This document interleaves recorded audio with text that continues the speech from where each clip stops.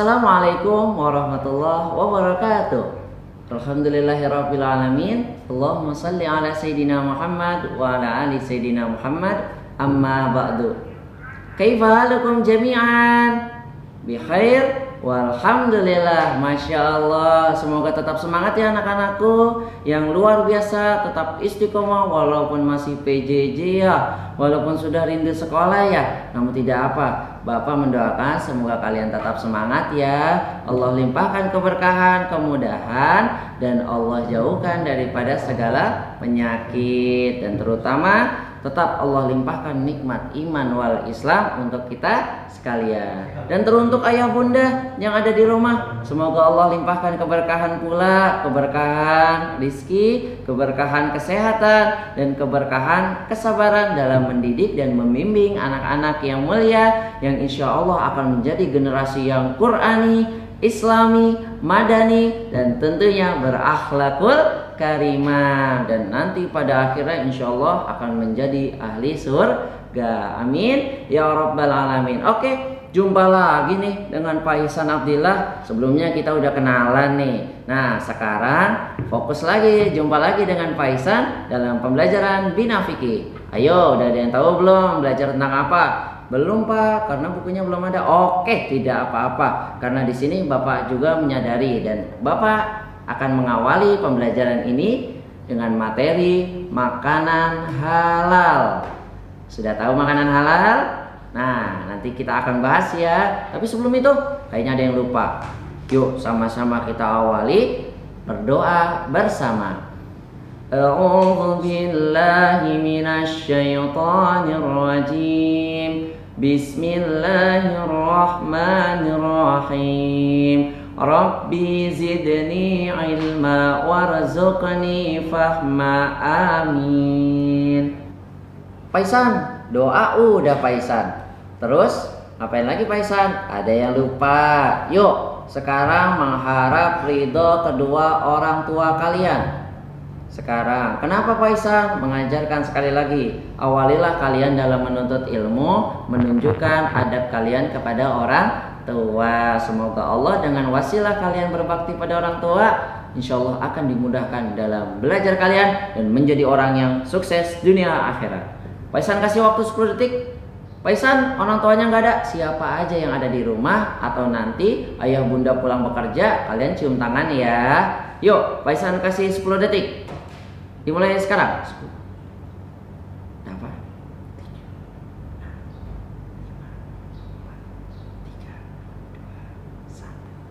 Oke, sudah kembali lagi menyimak video bersama Pak Ihsan. Oke, Pak Ihsan doa sudah, terus mengharap ridho orang tua sudah. Selanjutnya ngapain Pak Ihsan? Nah, sekarang kalian simak ya pembelajaran pada hari ini Bina Fikih tentang makanan halal. Dengarkan baik-baik, amati, fokus. Nah, Assalamualaikum sahabat Umura. Sahabat Umura, sudah makan? Makanan favorit kalian apa sih? Pernahkah kalian berpikir apa yang kalian makan setiap hari itu termasuk makanan halal atau haram? Memangnya makanan halal itu seperti apa sih? Yuk kita bahas sama-sama. Apa itu makanan halal? Makanan halal adalah makanan yang diizinkan oleh Allah Subhanahu wa Ta'ala untuk dimakan. Halalnya suatu makanan meliputi 3 hal: zatnya, cara memperoleh, dan cara mengolah. Dilihat dari zatnya, makanan halal itu haruslah bermanfaat bagi kesehatan, tidak merusak badan, akal, dan pikiran, tidak kotor, najis, dan menjijikan, juga harus sesuai Quran dan hadis. Semua makanan itu halal dan baik sampai ada dalil yang menyatakan makanan itu haram. Contohnya, daging babi itu haram karena ada dalilnya dalam surat Al-Baqarah ayat 173. Jika dilihat dari cara memperolehnya, makanan halal itu harus diperoleh dengan cara yang baik dan halal juga. Jadi bukan dengan cara yang batil ataupun riba, seperti hasil mencuri, hasil menipu, dan lain-lain. Jika dilihat dari cara mengolah, Contohnya nih, hewan yang disembelih dengan cara yang sesuai dengan hukum Islam itu baru memenuhi kriteria makanan halal. Lalu jenis makanan apa saja sih yang diperbolehkan menurut Islam? Yang pertama, makanan yang tidak diharamkan oleh Allah, seperti nasi, jagung, sagu, kedelai, sayuran, buah-buahan, dan lain-lain. Kemudian makanan yang berasal dari laut ataupun air, seperti ikan. Kemudian ada juga binatang ternak, seperti ayam, kambing, sapi, dan lain-lain. Kemudian hasil buruan yang diburu oleh binatang yang dididik untuk berburu. Itu juga bisa. Lalu apa sih yang kita dapatkan jika kita mengkonsumsi makanan halal? Apa gitu loh manfaatnya buat kita? Ternyata wah, luar biasa banget manfaatnya. Yang pertama, mendapatkan ridha Allah. Jadi kita terjaga dari murka Allah. Yang kedua, terjaga kesehatan kita.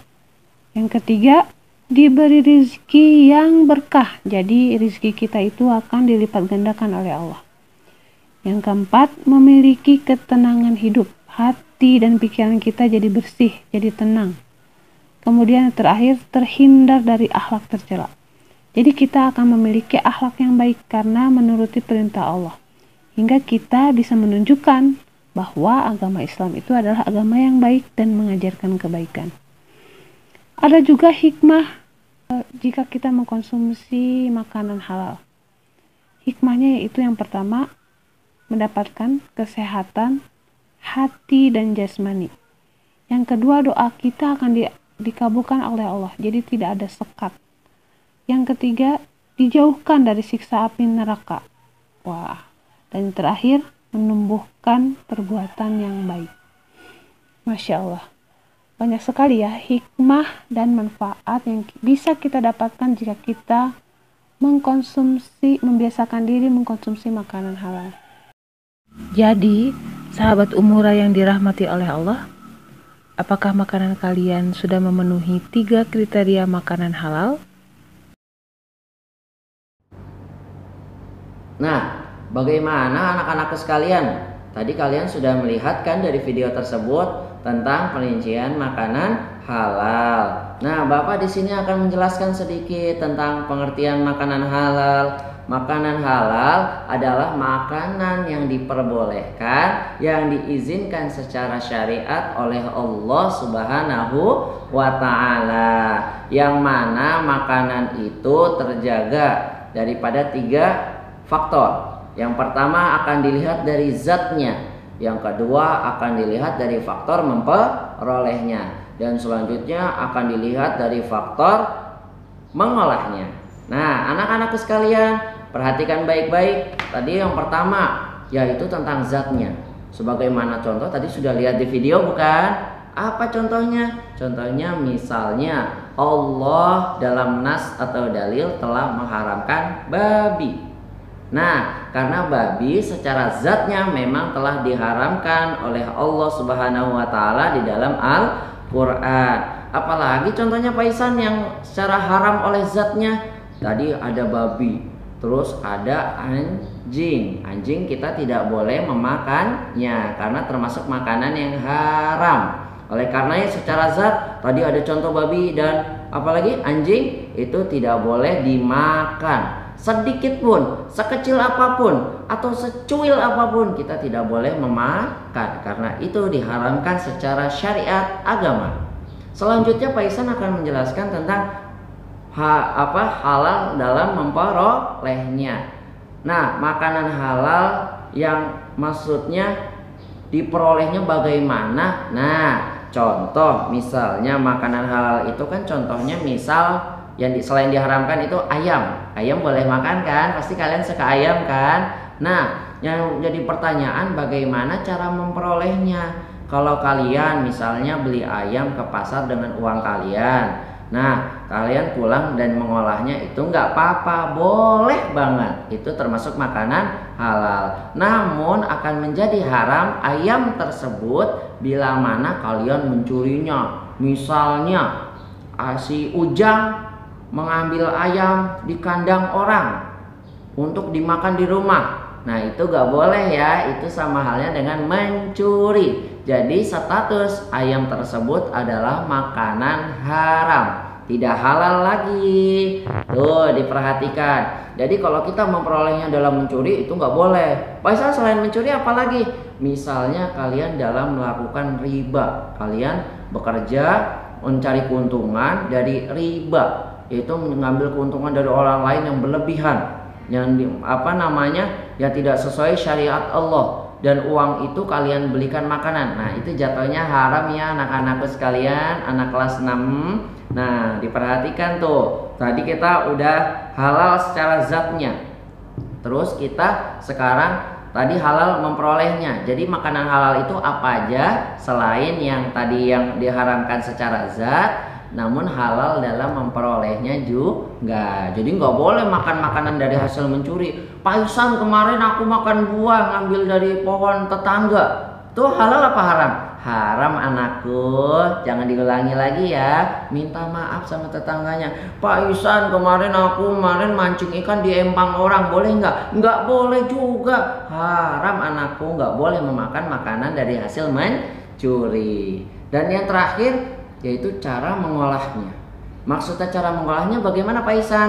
Kalau kita makanan halal tadi, misalnya ini contoh ayam ya, ayam itu kita beli di pasar dengan hasil yang baik, dengan uang kita, tidak mencuri. Itu berarti ayamnya masih halal ya.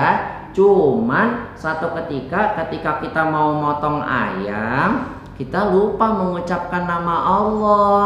Nah ketika kita memotongnya salah, cara mengolahnya seperti itu, maka hukumnya haram.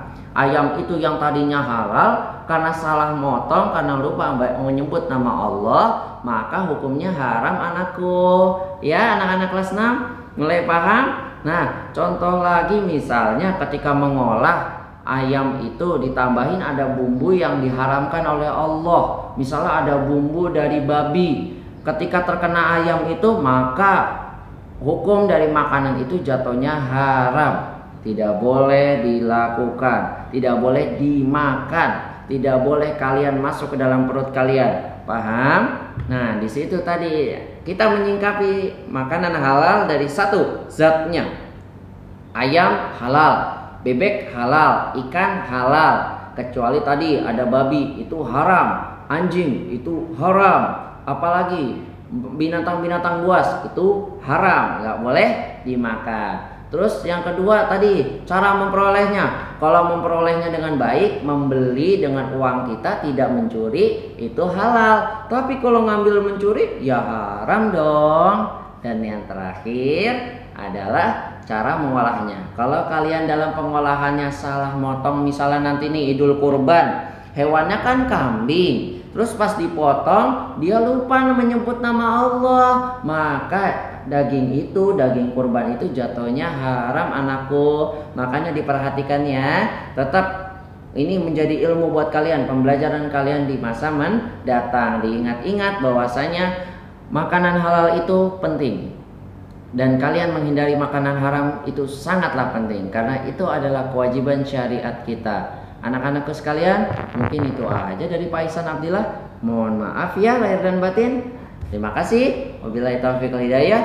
Sekali lagi ya, Burung Irian, Burung Cendrawasih. Cukup sekian dan terima kasih.